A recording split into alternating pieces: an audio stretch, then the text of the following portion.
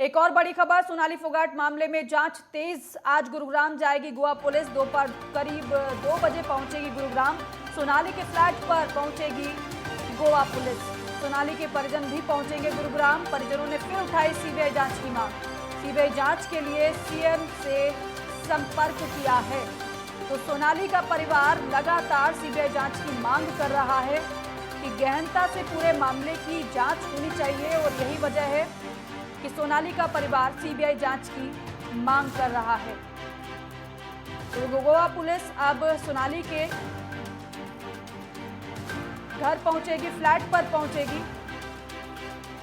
सोनाली के फ्लैट पर गोवा पुलिस पहुंचेगी। सोनाली के परिजन दरअसल गुरुग्राम वो भी पहुंचेंगे। ईशा ठाकुर मेरे सहयोगी हमारे साथ जुड़ गए हैं। ईशा, आज गोवा की पुलिस सोनाली के फ्लैट पर पहुंचेगी, क्या जानकारी, कब तक टीम पहुंचेगी, कितने सदस्यीय टीम पहुंचेगी?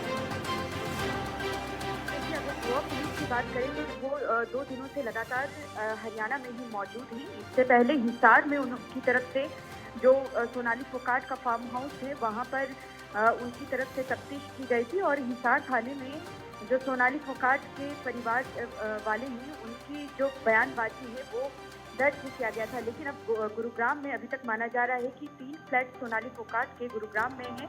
तो ऐसे में गुरुग्राम आज दोपहर 2 बजे गोवा की पुलिस पहुंचेगी। लेकिन यहाँ पर सबसे बड़ी बात ये है दीपिका की जो सोनाली फोगाट के परिजन हैं वो शुरू से ही सीबीआई जांच की मांग कर रहे हैं, क्योंकि हमने देखा था जब ये सूचना मिली थी कि सोनाली फोगाट को हार्ट अटैक हुआ है, उससे मृत्यु हुई है, लेकिन उसी दौरान उनके परिजनों ने उसी वक्त ये सवाल खड़े कर दिए थे कि सोनाली फोगाट को हृदय से संबंधित कोई बीमारी नहीं थी, वो बिल्कुल फिट थी, और कहीं ना कहीं सुधीर सांगवान पर आरोप लगाए थे।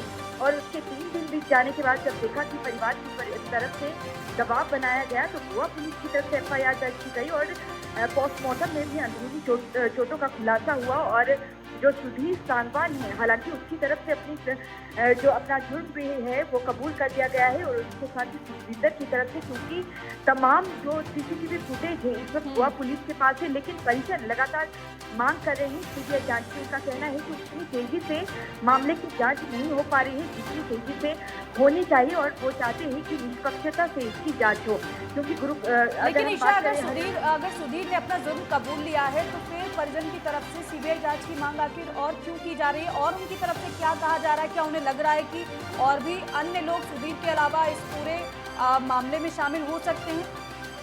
देखिए, परिवार की तरफ से इसलिए लगातार ये मांग की जा रही है कि इस पूरे मामले की सीबीआई जांच हो, क्योंकि जो सुधीर सांगवान है, हालांकि ये जरूर था और अभी तक जो निकलकर सामने आया है उसमें ये भी पता चल पाया है कि गुरुग्राम का एक फ्लैट सोनाली फोगाट से उसने जबरन ही अपने नाम करवा दिया था, और फार्म हाउस भी वो अपने नाम करवाने वाला था। लेकिन परिवार का ये कहना है कि आदमपुर सीट से जिस तरीके से सोनाली फोगाट 2019 में उन्होंने चुनाव लड़ा था, कड़ी टक्कर कुलदीप बिश्नोई को उन्होंने दिया था, लेकिन अभी हार जाने के बावजूद वो बड़ी एक्टिव नजर आ रही थी आदमपुर विधानसभा हल्के में, क्योंकि 2 साल बाद अब चुनाव होने हैं। तो कहीं ना कहीं परिवार का कहना है कि राजनीतिक कारणों से भी उनकी हत्या सुधीर सांगवान ने की है।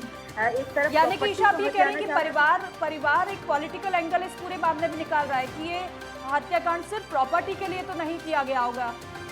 उन्हें लग रहा है कि राजनीति कोई एंगल इसमें होगा जिस वजह से इस पूरी हत्याकांड को अंजाम दिया गया, सोनाली फोगाट की हत्या की गई।